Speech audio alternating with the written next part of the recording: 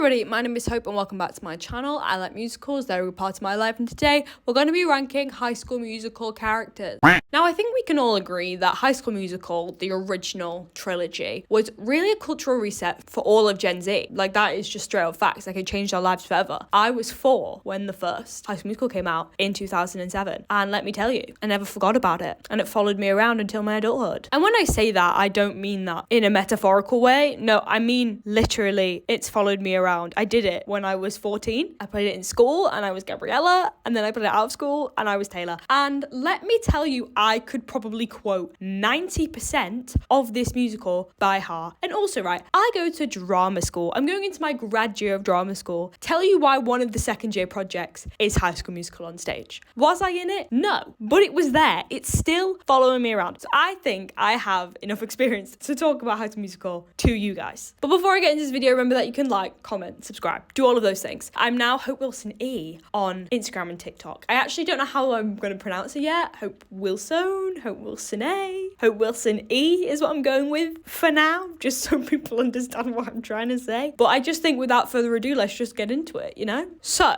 I think before we start, we're going to start with the categories. So my S tier category is bopped to the top because they did. These are the characters that have remained iconic from start to finish, and they bopped themselves all the way to the top. They bopped all the less fun characters out of their spots and made their way to the top spot. Next, we have Fabulous. They are fab characters, good, solid characters that we enjoy, that are good people, and are just solid additions to the cast. Number 3, or like mid-tier, is Stuck to the Status Quo. They're people who are objectively just fine. We don't love them, but we don't hate them. They're just okay. And that's okay. Then we have our like D tier, which has got to go my own way. I don't really care about these characters. I could see them in the street and walk past them and not care that I didn't say hello to them. I gotta go my own way. I gotta admit, some people may like these characters and that is okay, but they're just meh for me. They're just meh. So I'm gonna go my own way. And my F tier is Scream, because I would scream if I saw these people, and I would run away. I would run far away. Also, this is like completely based off the characters. This has nothing to do with the actors before anyone comes to me. So now I've given you those. Let's start. Okay, so I'm gonna start with Miss Darbus. Now, Miss Darbus is a solid addition, I feel, to High School Musical world. She has some iconic monologues. She is a diva. She puts people in trees. Do you know what I mean? Like, she's just kind of like good vibes. But all in all, she is iconic, but she's like iconic in a way that like your favorite teacher is iconic, you know? It's not going to impact you for the rest of your life. So therefore, Miss Darbus stuck to the status quo. Do you know what I mean? She stuck to that status quo and she owned it because she's fine. I'm doing Taylor McKessie. Now, right, I played Taylor McKessie when I was 14. I did that. And safe to say, she's not a very good person. And it's kind of disguised because she's really smart. I think she gets better as the films go on. But in that first film, she is so selfish. She's like, no, you can't audition for the musical because you're going to do mathletes. And that is not okay. In the musical, right, they get a whole song. And the entire premise of the song is, look at all these famous scientists and people that have allowed women to do science. And you're letting them down by auditioning for the school musical. They are 16 years old. Calm down. And like Chad is like, bro, these basketball dudes, you'll never be like them if you sing. Even though they've been singing for half the movie already and they all sing in the next ones anyway. But yeah, unpopular opinion, Taylor's got to go her own way. Like, I know she's such an integral part to this plot, but I just can't get over it. Like, I get that halfway through the film, they're like, okay, we should actually let them do it. But like, you can't be like a super supportive friend if you're literally saying no, you're ruining women by auditioning for the school show. You know what I mean? Like, I just can't get over that. And I think it's absolutely hilarious. And I'm surprised no one ever brings it up. Okay, next is Kelsey. I think Kelsey's kind of a baddie. Like, she wrote a whole damn musical. She did that. And she writes more musicals. That is an iconic thing to do. Also, this is my bias, but like, I relate a lot to Kelsey. I was the awkward kid in school. No one really knew who I was. No one really paid attention to me a whole lot. So I relate to her. And also, I enjoyed the cap. I enjoy the 2000s cap. I enjoy it. I could never pull it off myself, but she in fact does. And therefore, I think that Kelsey, drumroll please, has bopped her way to the top. I do. I know she doesn't have a huge contribution, vibes-wise, to the movies, but like Troy and Gabriella never would have gotten together if it wasn't for her show. So there you have it. Okay, now I'm gonna do Ryan. I'm gonna do the icon that is Ryan Evans. I had to think about his last name for a second then. Now, I feel like Ryan in the first film, kind of a flop. I don't really care about him too much. He's kind of irrelevant. He's just kind of there. And he gets outshone by Sharpay. But like that second film, I think he brings it. I think he's the one you want to watch out for. I think you root for him. I think you're rooting for the Danforth Evans ship, like Chad Danforth and Ryan Evans. We're rooting for it, right? But like in the grand scheme of things, is he like my ultimate ride or die? No, he's not. So I'm gonna put him in the fabulous section because he is. He's fabulous. Okay, next I'm gonna do Gabriella. Again, I have played Gabriella, and so I understand who she kind of is as a person. And let me tell you, she is an NPC. She's an NPC character. She's a non-playable character. I feel like consistently throughout all of the films, she just has no personality.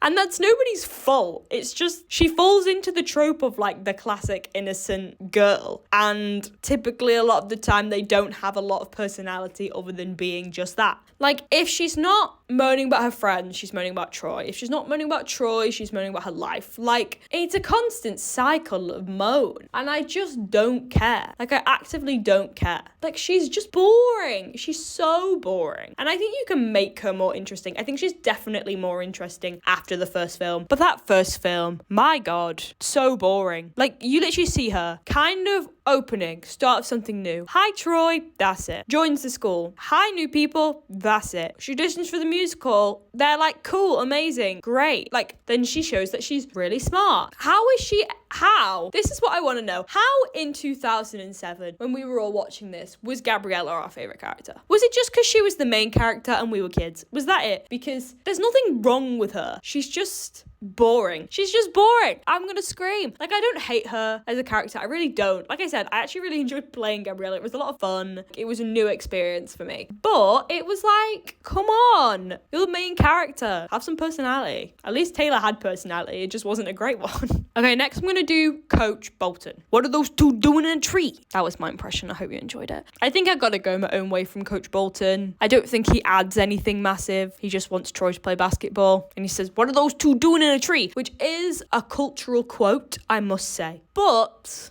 that's kind of it. So I think I gotta go my own way from Coach Bolton, who, thinking about it now, I still don't know the first name of. Same with Miss Darbus. I don't remember. Troy! Hope you enjoyed that. I don't know what that was. Okay, now I'm gonna do Troy. I actually do think that Troy is a relatively interesting character. I think he actually has layers to him because he's the one who we kind of follow being like top of his game and then like having to choose other things in his life. Like he's going through a teen existential crisis. Do you know what I mean? I actually do objectively find him very interesting for that. I also think that he gets the best numbers, maybe other than Sharpay. I think he gets the best numbers. Like Scream, Bet on It, Get Your Head in the Game. There's so many good ones from Troy.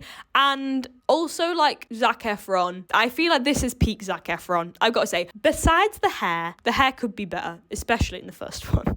Could definitely be better. But I feel like Troy objectively adds a lot to the films. Like, I think you enjoy having him around because he's actually a good guy with a nice personality, which is more than you could say for most Disney Channel male characters. Obviously, he's the main character, so usually make the main character like kind of good. But I do just think he's like on average better. And therefore, I think he goes in fabulous. Like, I'm going to say it, like, was Troy ever my favorite character? Like, no. But He was iconic and he was a great addition. Also, I'm just remembering, so I thought I would mention it. I actually had a High School Musical glass when I was a kid. I'm gonna see if I can find it. And I always remember I used to have it with one of those like curly straws. I bet you remember those. Those were a childhood thing. Yeah, I loved that glass. I think it got smashed, which is really sad. I bet I also had loads of other High School Musical merch. I feel like I remember that, but I don't actually remember what it was. Okay, Zeke. Right. Zeke is irrelevant. He's irrelevant, but I enjoy him. I enjoy his presence. I always liked the actor. He always gave me good vibes. But yeah, not overly like a huge addition. So I think he sticks to the status quo. I think he stuck to the status quo and he's kind of mid. I enjoyed his baking prowess. I did enjoy that. Chad Danforth. Right. First film, he's a flop. First film is objectively a flop. I don't enjoy him in the first film. The second film, he's an icon. He's an icon. I enjoy it.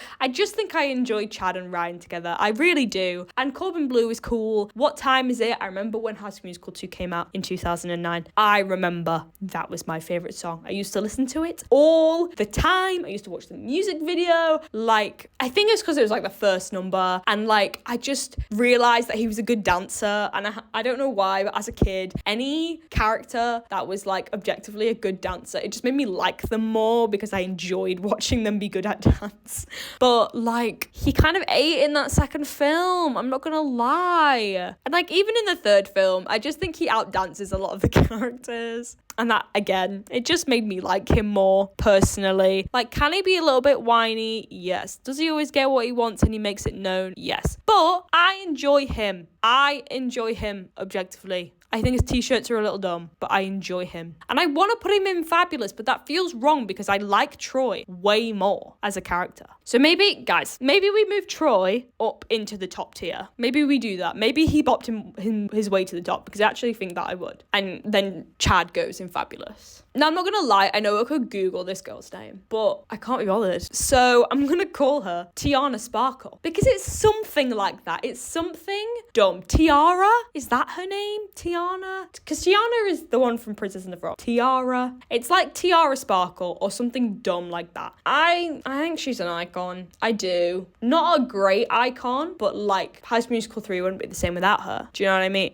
She made herself known. I enjoyed it. But then again, if I saw this character in real life, I would be running away. But that's just because of who she is. As a character, I do think I would scream and run away because I would be like, you're probably going to ruin my life, and my life's already ruined enough as it is. So yeah, I think I would scream. I would scream and run away. I think I would. And lastly, Sharpay Evans. Now, I feel like there's only really one place to put Sharpay because I think she is objectively the best character in High School Musical, and I think literally everything she ever did was completely and 100% justified. She's bopped her way to the top. She is the top. She is the peak of High School Musical. She was an icon and she was the moment and she was amazing. Her numbers, iconic, fabulous. I want it all. Hum and Number, whatever the rest of that one is. What I've been looking for, Sharpay and Ryan's version, bop to the top. I could keep going. They're all great and they're all because they have her in it. And I just think she's an icon for that. And therefore, she's going in bop to the top. So that's my ranking. That's what you have. I hope you enjoyed. I think my ranking is 100% fair.